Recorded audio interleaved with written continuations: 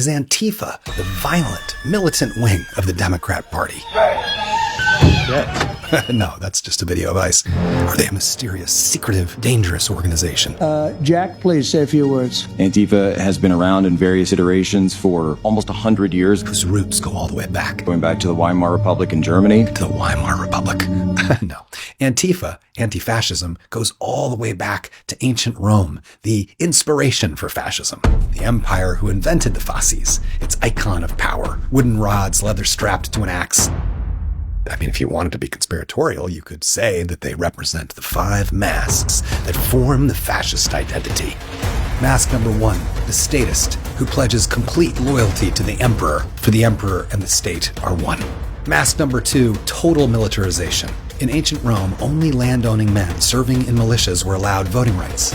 And when the Roman Republic collapsed and its generals became political leaders, it was precisely because their soldiers had sworn allegiance to their masters, not laws or principles. Mask number 3, the Theocrat, where the emperor, who is the state, also becomes the prophet of its religion. In Rome, the emperor was called Pontifex Maximus, the chief priest, the bridge between the gods and the human world. In a theocracy, there is no real doctrine or scripture. There's not even heresy. All that matters is loyalty, which brings a nice warm feeling of protection and eternal salvation. Mask number 4 is the corporatist. The word corporation, or corpus, means body. The entire economy was united as one body serving Rome. All conquests, all slaves in service to the emperor. And mask number 5, the ethno-nationalist. One blood, one language, one soil, one glorious, usually entirely fabricated history, one people, one empire, one leader, all bound by force.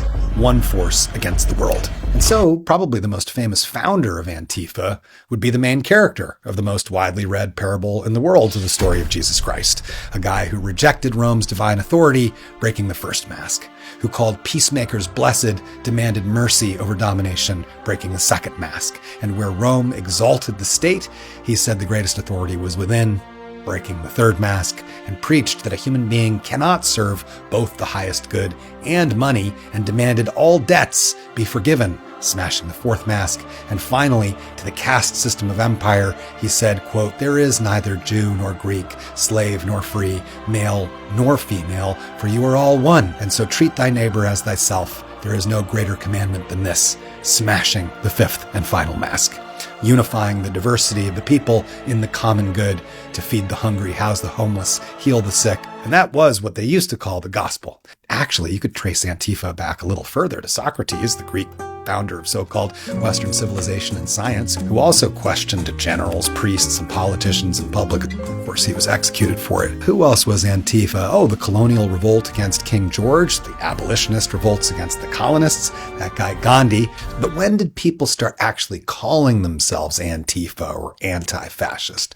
Well, that started when Mussolini created these boys' clubs for boys that weren't so proud. Not very proud boys. Doing another revisionist history, mythologizing a glorious ancient Rome and using that fasces as the branding for his young men's militias. Its members, ignorant, impressionable, furious at Italy's economic collapse, terrified of everything different and other, and so he got them all riled up so that they would beat and intimidate and murder trade unionists, communists, socialists, peasant organizers, anyone in their path. They burned newspaper offices, union headquarters, and of course portrayed themselves as defenders of the nation against red chaos, winning support from industrialists and landowners who wanted nothing more than to see a broad coalition of working people crushed by any means necessary.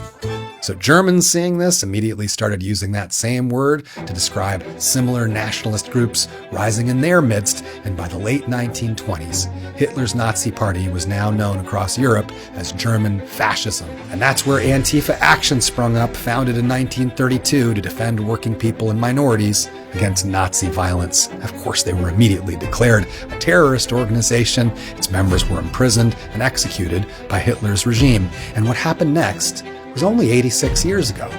The German fascists invaded Poland, and its fascist allies, Italy and Japan and many others, went to war against the anti-fascists. Britain, France, the Soviet Union, the United States, and China. and many others. By the end of that horrific war, 3% of the population of planet Earth were killed, mostly civilians. It was the worst violence in recorded history and was the ultimate failure of extreme nationalism.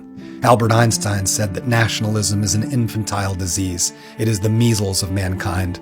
All the classical philosophers, John Locke, James Mill, Hayek, Karl Popper, all said nationalism was irrational tribalism. It was philosophical poverty, incoherent. George Orwell, the author of 1984, wrote that nationalism is not love of one's country, it's the will to dominate others in its name. The great philosopher Camus saw it as the death of conscience and said, "I love my country too much to be a nationalist." The inventor of game theory, John von Neumann, repeated again and again, unchecked national competition leads inevitably to war. In a connected world, cooperation is the only winning strategy.